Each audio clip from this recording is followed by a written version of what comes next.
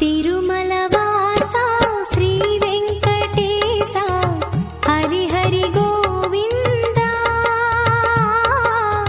तिरुमलवासा श्री वेंकटेशा हरि हरि புலன்கொள் நிதி குவையோடு புழைக்கை மாகலிற்றினமும் நலம்கொள் நவமணி குவையும் சுமந்தெங்கும் நான்று சிந்து களங்கள் இயங்கும் மல்லை கடல் மல்லை தலசயனம் வளம்கொள் மனத்தார் அவரை வளம்கொள் என் மட நெஞ்சே.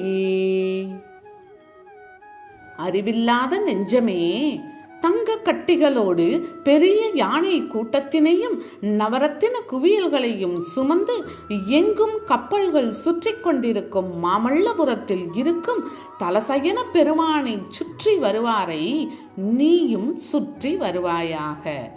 இப்பொருள்பட இப்பாசுரம் உள்ளது. இப்பாமாலையிலும் சத்சங்கத்தின் பெருமையை ஆழ்வார் எடுத்து காட்டுகின்றார். அறிவில்லாத நெஞ்சமே என்று முதலில் ஆரம்பிக்கின்றார் திருமங்கையாழ்வார். இந்த நெஞ்சம் தகாத காரியங்களை செய்பவர்களோடு சேர்ந்து சுற்றி சுற்றி வருகின்றது. அற்ப பணத்தின் பின்னால் சுற்றி சுற்றி அலைகின்றது.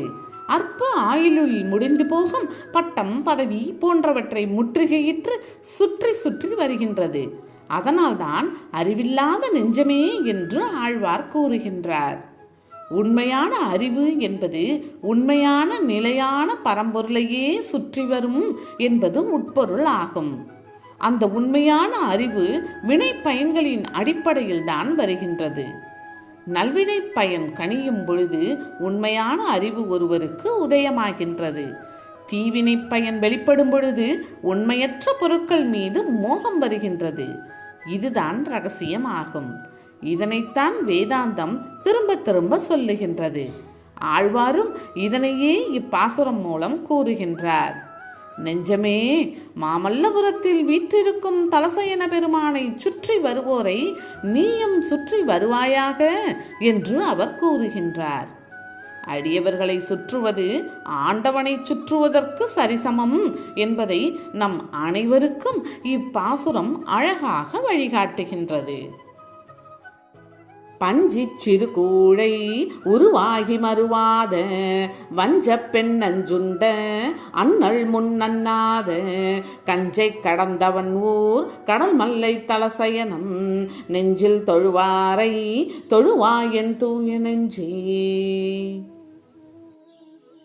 எனது தூய்மையான நெஞ்சமே, பஞ்சு போன்ற முடியை உடைய குழந்தையாக அவதரித்து வஞ்சகியான பூதனையின் விஷம் தோய்ந்த பாலினை குடித்த பகவான் முன்னர் தன்னோடு இசையாத கம்சனை அழித்த கோவிந்தன் உரையும் மாமல்லபுரத்தை மனமுருகித் தொழுகின்ற அடியார்களை நீ வணங்குவாயாக. இப்பொருள்பட இப்பாசுரம் அமைந்துள்ளது. இப்பாமாலையிலும் பகவானின் பெருமை எடுத்து காட்டப்படுகின்றது. வஞ்சகி பூதனையை அழித்ததையும் தன்னோடு இசையாத கம்சனை கொன்றதையும் நாம் ஏற்கனவே பலமுறை பார்த்திருக்கின்றோம். திரும்பவும் அதனை ஆழ்வார் நமக்கு நினைவுபடுத்துகின்றார். தனக்கு இசைவு தருபவர்களை பகவான் காப்பாற்றுகின்றான், மறுப்பவர்களை அழிக்கின்றான் என்பது உட்பொருள் ஆகும். இங்கே இசைவு என்று கூறுவது தர்மத்திற்கு கட்டுப்படுவதை குறிக்கின்றது. துரியோதனனுக்கு எம்பெருமான் தர்மத்தை கூறினார். பாதி ராஜ்யத்தை பாண்டவர்களுக்கு கொடுத்து சமாதானமாக போகும்படி அவர் கூறினார். இந்த தர்மத்திற்கு அவன் இசையவில்லை. அதனால் போருக்கு நாள் குறித்து அவனை அவர் அழித்தார்.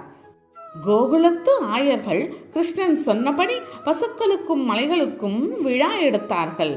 அதனால் சினம் கொண்ட இந்திரன் கடும் மழையை பெய்வித்தான். அப்பொழுது பகவான் மலையை குடையாக பிடித்து அவர்களை காப்பாற்றினார். அத்தகைய பெருமையுடைய கோவிந்தனை மனமுருகித் தொழுகின்ற அடியார்களை நெஞ்சமே நீ வணங்குவாயாக என்று கூறி நம் அனைவருக்கும் ஆழ்வார் வழிகாட்டுகின்றார். செழுநீர் மலர் கமலம் திரை உந்துவன் பகட்டால் உழும் நீர் வயல் உழவர் உழ பின் முன்பிழைத்தெழுந்த கழுநீர் கடி கமழும் கடல் மல்லை தலசயனம் தொழுநீர் மனத்தவரை தொழுவாயன் தூய் நெஞ்சே.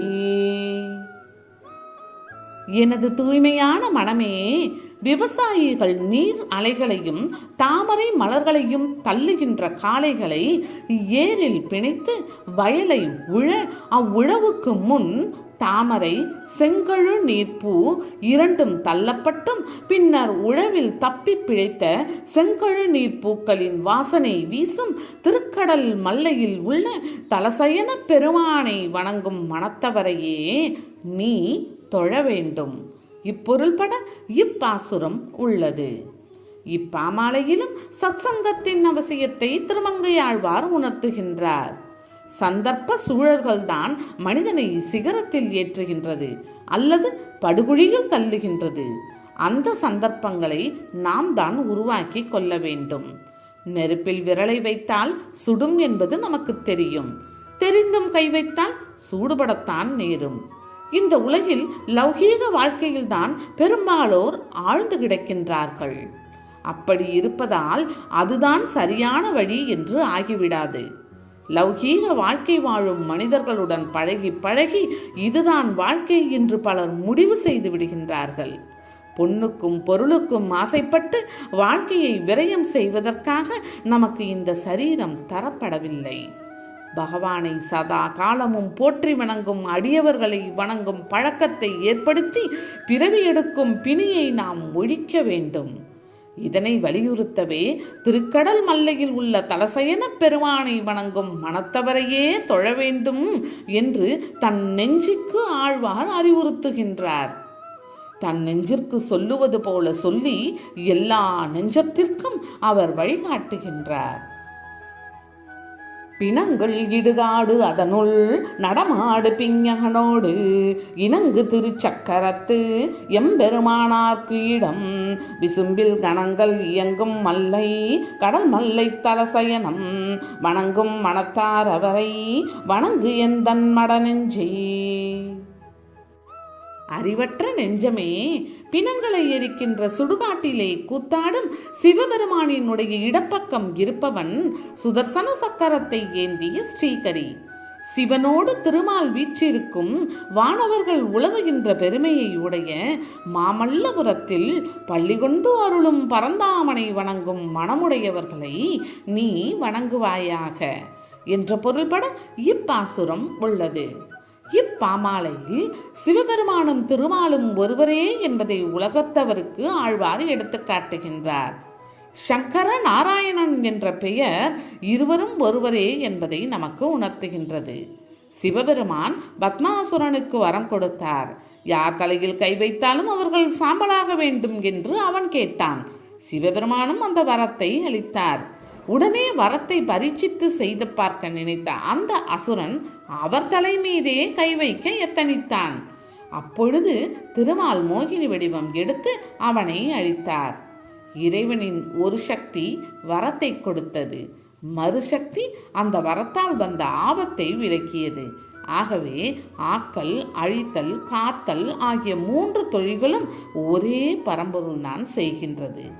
பெயர்களும் வடிவங்களும் தான் வேறுபாடே தவிர பகவான் ஒருவர்தான் என்பது இதன் கருத்து ஆகும். சிவபெருமானும் திருமாலும் வீற்றிருக்கும் மாமல்லபுரத்தில் பள்ளி கொண்டிருக்கும் பரந்தாமனை வணங்கும் மனமுடையவர்களை நெஞ்சையே நீ வணங்கு என்று ஆழ்வார் கூறுகின்றார். வேறுபாடுகள், வாதங்கள் ஆகியவற்றை விலக்கிவிட்டு நாம் பகவானை அடைவதிலேயே கவனம் செலுத்த வேண்டும் என்று நம் அனைவருக்கும் இப்பாசுரத்தின் மூலம் ஆழ்வார் வழிகாட்டுகின்றார்.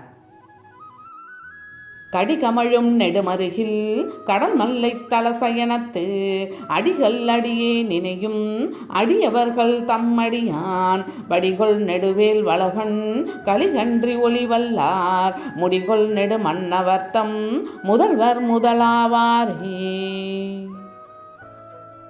மனம் வீசும் வீதிகளை கொண்ட மாமல்லபுரத்தில் எழுந்தருளியிருக்கும் பகவானினுடைய திருப்பாத கமலங்களை எந்நேரமும் நினைக்கும் அடியாருக்கு அடியவனும் கோரிய வேலினை கொண்டு போரிடுவதில் வல்லவனும் கலிகன்றி என்னும் நாமத்தை உடைய திருமங்கை ஆழ்வாரின் இப்பாமாலையினை பாடுபவர்கள் முடிசூடிய அரசர்களுக்கும் தலைவராக விளங்குவர்.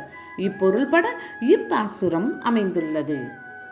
இதுவரை கூறப்பெற்ற பாசுரங்களில் தன் நெஞ்சத்தை பகவானின் அடியவர்கள் மீது செலுத்தும்படி ஆழ்வார் கூறியிருக்கின்றார்.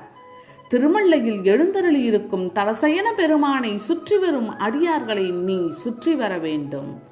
பகவானை மனமுருகி துதிப்பவர்களை நீ சுற்றி வர வேண்டும். இப்படி அடியவர்களின் பெருமைகளை உணர்த்துகின்ற வகையில் அமைந்த இப்பாசுரங்களை பாடுபவர்கள் அரசர்களுக்கும் அரசராக விளங்குவார்கள் என்று இப்பாசுரம் கூறுகின்றது. பொதுவாக சத்சங்கம்தான் இந்த அருமையான சூழலை நமக்கு தர முடியும் என்பதை ஆழ்வார் இந்த பாசுரங்களில் மிக அழகாக சொல்லியிருக்கின்றார். சத்தியம்தான் எப்பொழுதும் வெற்றியை தருகின்றது. ஆகவே யார் சத்தியத்தை பின்பற்றுகின்றார்களோ அவர்களையே நாம் உறவாக கொள்ள வேண்டும். பள்ளத்தில் தள்ளுவதற்கு இந்த உலகில் பலர் இருக்கின்றார்கள். கை தூக்கி விடுவதற்குத்தான் மனிதர்கள் மிக குறைவாக இருக்கின்றார்கள்.